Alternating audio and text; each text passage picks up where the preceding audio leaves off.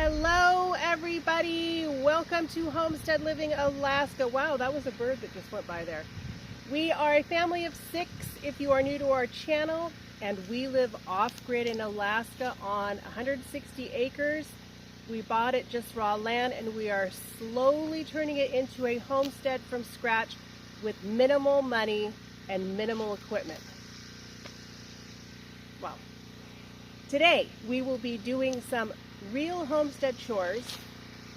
Today we will be doing some real homestead chores and things we normally do on our daily basis, and we are going to take you along with us so you can see what we really have to do to kind of maintain and keep things going with our gardening, our firewood, our wood, and things like that. So the first chore we are doing today, and we will take you along with us, is we are watering our lower potato garden.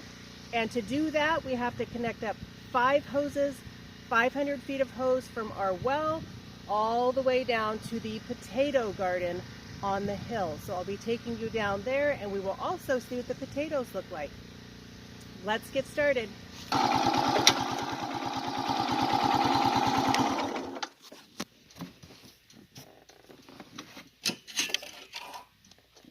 All right, so we've made it down here to the lower garden, and now I have to kind of get the sprinkler ready before Lily turns it on. All right, and the other day we did some fish emulsion onto the garden, a nice natural fertilizer. So, all right, I gotta set the timer here. Okay.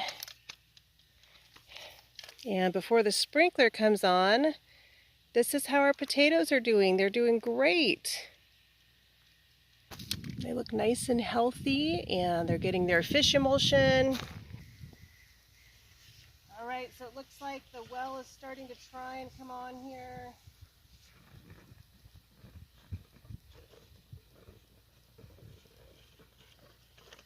It does take a while. It looks like it's coming on.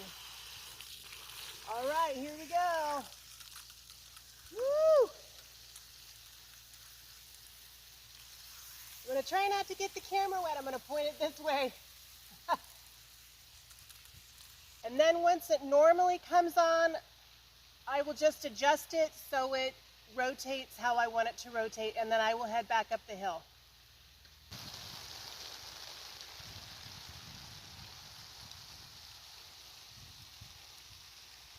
All right, now we're going to head back on up the hill and come down here and move it probably in about 30 minutes. All right, guys, and the next chore I have to do is hand washing some of Jeff's work shirts. Tomorrow is our laundry day in town, but until then, he does have a few pieces of clothing that he needs clean and smelling good, so I am washing them in our wash pot. As you guys know, if you have been following us, we do live 100% off-grid. We do not have any indoor plumbing yet. So until then, we either have to go into town to do our laundry or do it the good old-fashioned way by hand, which is how they used to do it. So I don't mind doing it by hand here and there. It does take up a bit of time. But when there's a few pieces of clothing that we need before we do our weekly trip, just gotta get the old wash your hands out and get it done. All right, so first I'm gonna wring it out, and then we will hang it up.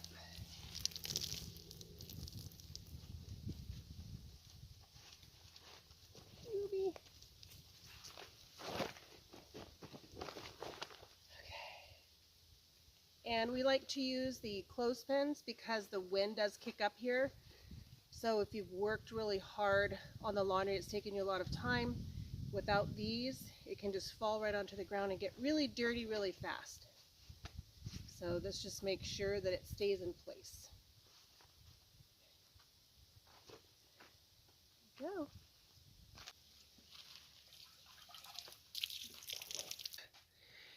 All right, so next Lily and I are in our garden here. Wanted to give you guys an update on the size of all of our vegetables we're growing in here. All right, so Lily is sitting right next to our cabbages, and as you guys can see, they are getting quite large. And one of my concerns was that the ball wouldn't form in the middle, but it looks like they are starting to form, and then there's actually one over there that's doing pretty good. So that's my hope, is everything kind of develops and forms as it should, so I can make lots of sauerkraut. Our beets are next door to the cabbage, so they're right over there. And then along the edge there, are those red onions? Yeah. I think they're red onions. Yeah, they're red onions. Red onions. Go ahead and take them, Lily, down to the lettuce. All right, and then we'll follow Lily down here. So show them what we got going on back here, Lily, in the back corner here. We got some lettuce. All right. Snow peas right here. Okay, perfect. Oh my gosh, Brady's here. And then we got tomatoes. Okay, got our tomatoes. But actually, they're doing quite well for, I don't know, but yeah, for a greenhouse garden. Yeah. First timers. There's actually, here, let me take the camera. Here. Okay. There's actually a tomato forming right there. Nice. Right there. And then these are the peas, which the flower turns into a pea. And then I think the flowers on these turn to tomatoes. These are from a very special viewer. They're apple trees. They started as apple seeds, but now they're becoming apple trees, so it's kind of cool. All right, so next on our list, and she is on the bed. She's not taller than me yet. She would like to be, but she's not. Yeah. Next on our list is we're going to take the string, we're going to take these scissors, and we are string trellising like we did before our tomatoes. As they're getting big and growing, we're needing to add more string. So we're going to show you that today, and that is on the chore list for today. The string trellising is great to do if your tomato plants grow really tall. It saves space so you don't have that big wire around them. And it also just kind of gives them more room to grow up.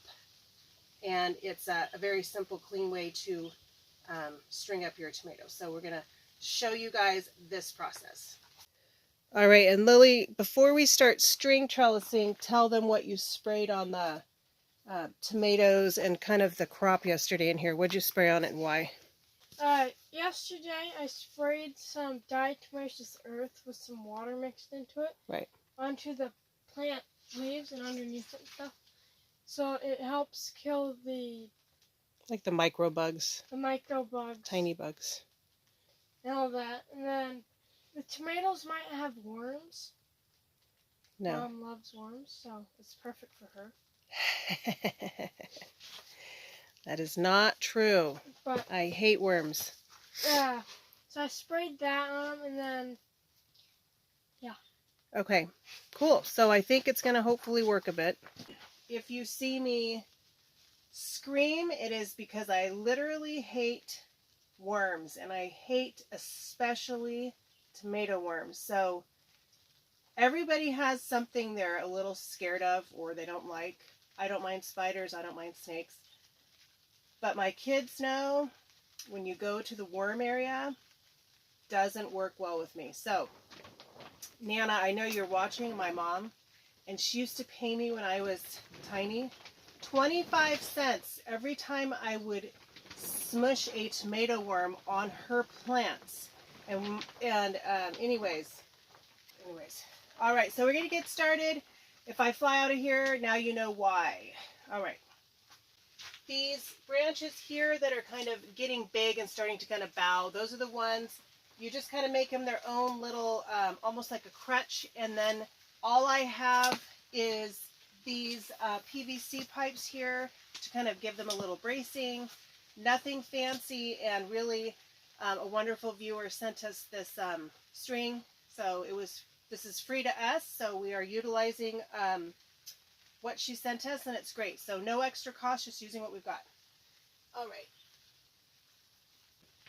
And when I'm tying the string, I'm not tying it like super tight, just a light tie. And then what I'm doing is I'm just kind of using the PVC pipe to pull up the branch a little bit so it can just keep growing up.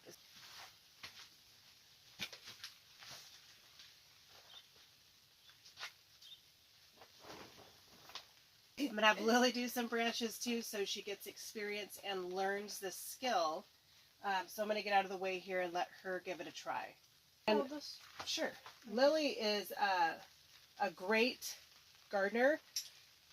She just about planted most of this garden. So her and Jeff, and then I did some planting on the onions and stuff, but not as much as Lily. And so she really is taken to gardening, and it's like the plants really love her energy. She's very calming. And she's been doing the fish emulsion. She's been doing most of the watering. She's been doing the fertilizing. And I mean, look at the garden. So it's really good. Look at it. Look at it. So she's doing a great job for 12.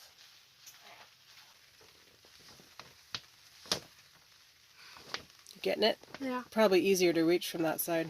Yeah, right. Still tight quarters though.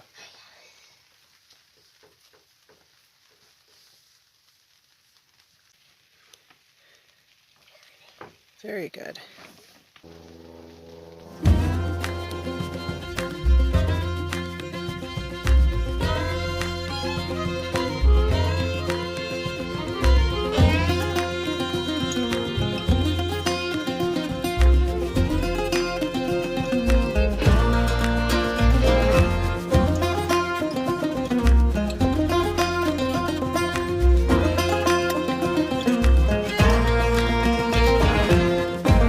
All right, Lily and I have added to our string trellising. We're done with that chore.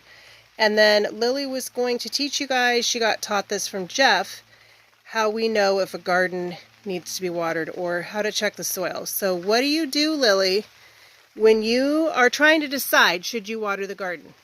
How do you see and how do you test the soil to make that decision if you turn that hose on? You smell it. You smell the soil. No. No. So you take your finger, and then you kind of just like, Okay. I don't know how you would describe it, but if you can't push your finger into the soil, Right. without, if it's like hard to push it through, like really hard, Right. probably water it. Ah. If it's just like soft and just Okay. No, that makes sense. And then if it's moist, it's another thing too. Because sometimes when it's dry, it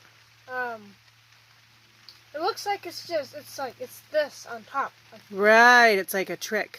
But really, underneath, about a finger's length down, Right. is the true soil.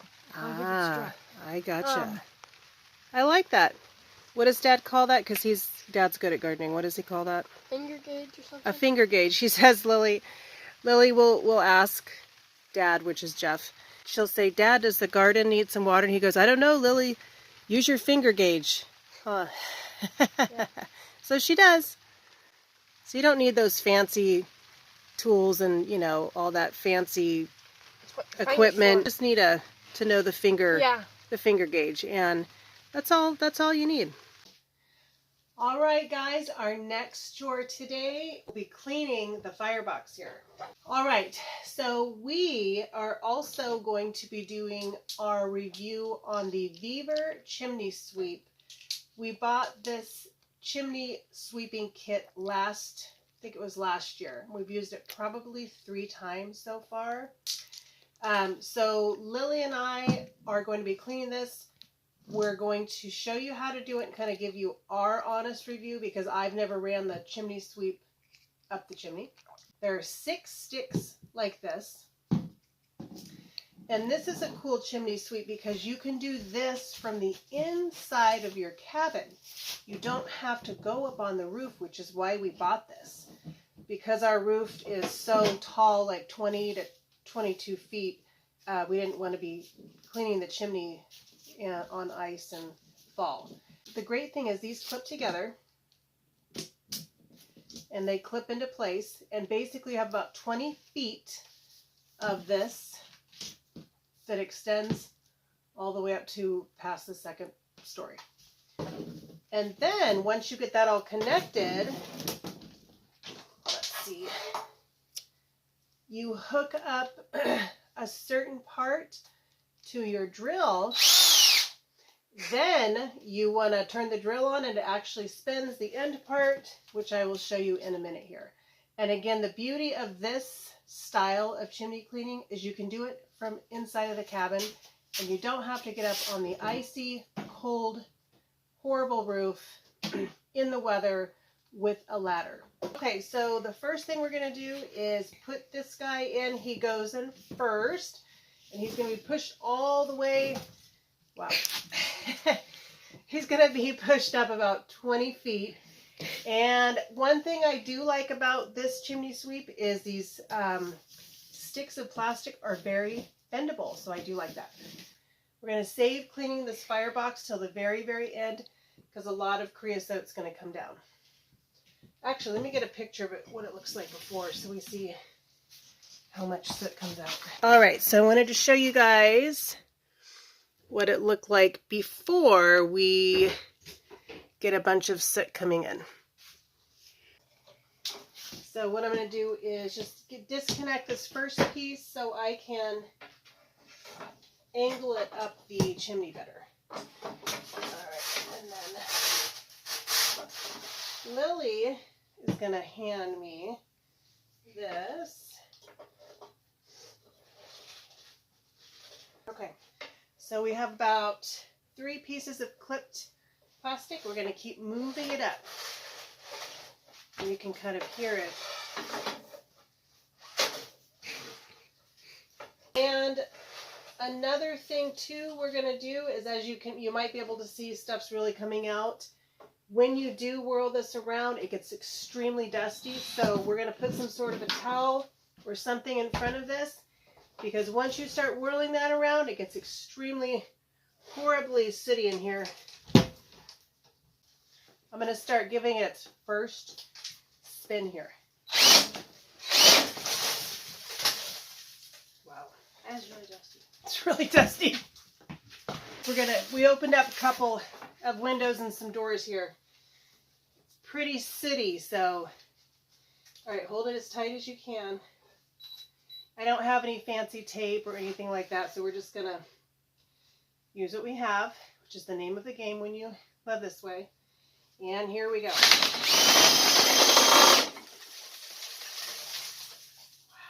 Okay.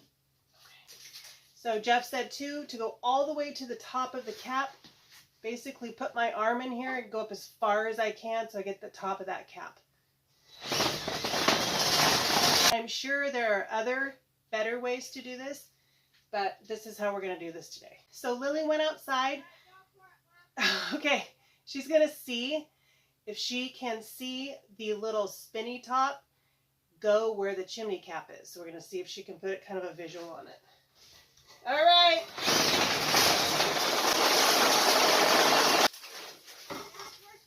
Did you see it? Yeah. She saw it. Awesome. I've gone the full 20 feet. So I feel like we've gotten the very top of the chimney. So now we're going to start kind of taking the drill out and some of the sections.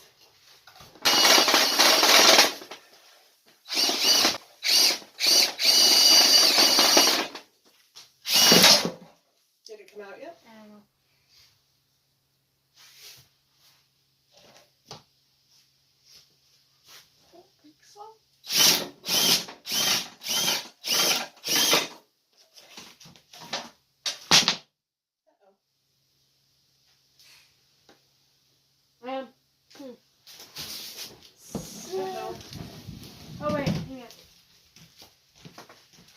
All right, so far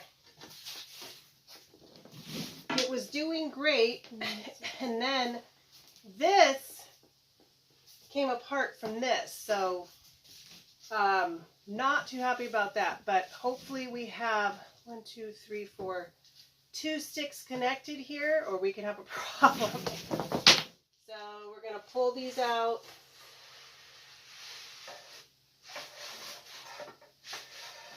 All right, looks like there's 2 connected here. So that's what you don't want, is for them to come apart like that in your chimney. All right, so this made it out, which is the most important part, and there's a lot of soot. So very happy with it overall, but definitely don't like that this came apart in the chimney. But, you know, that's our honest review on it. So let's show you what this looks like inside of here so you can see how much soot came out. So that's quite a bit of soot that came out there. And now what we've got to do is put that all in a bucket, and then we are going to put that in the compost. All right, so next Lily is getting on taking some of the ashes out of the firebox. And we're gonna be chopping up some kindling and showing you guys that on the splitter next. And it's actually been dipping off at night, getting kind of cold. So we thought, you know what, let's get ready to have a first fire soon. Now for the kindling, we do use beetle kill spruce. It is very dry, splits very easy, and it starts a fire very, very nicely. So we'll be splitting a little bit of this today on the splitter. You can, of course, split by hand. However, tonight I'm choosing to do it on the splitter. I can split quite a bit of kindling in a small amount of time. And if you've been following our channel too, you know that our primary wood we love is, of course, birch, which is this right here. However, this does not make great kindling like spruce, in our opinion. So this is more for that long overnight burn and through the day. It does not start the fire quite like beetle kill spruce does. I also wanted to give a special shout out to Work Life Coffee. They sent us some wonderful coffee. It is night shift, and it is now my favorite coffee.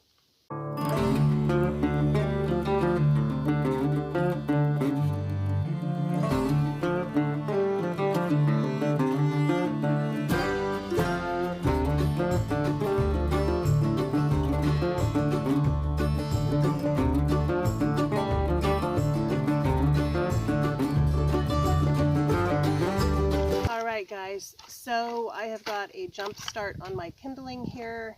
I would do a bunch more and then film later, but I'm trying to get this video out to you guys by Saturday. So I wanted to tell you a few things how I do kindling.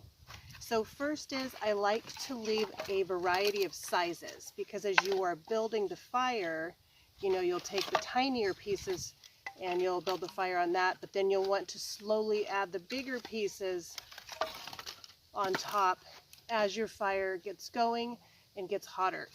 So when I do process kindling, I like to leave some different sizes for building the fire. When I process and chop kindling on the splitter, I will also stack wood and then run the splitter so it pops all of these in half. Now, sometimes it works great and other times it doesn't work as good, but if you can line them up just so, put your splitter through here, it's a very time efficient way to cut kindling. When you're splitting a really dry piece like this, it will pop and it'll hit you. So you want to be a little careful of the pop factor because it will come at you. All right, well, rain is in the forecast soon, so I am going to be bringing all this wood inside. We will see you guys on the next video. Thank you for watching. Bye, guys.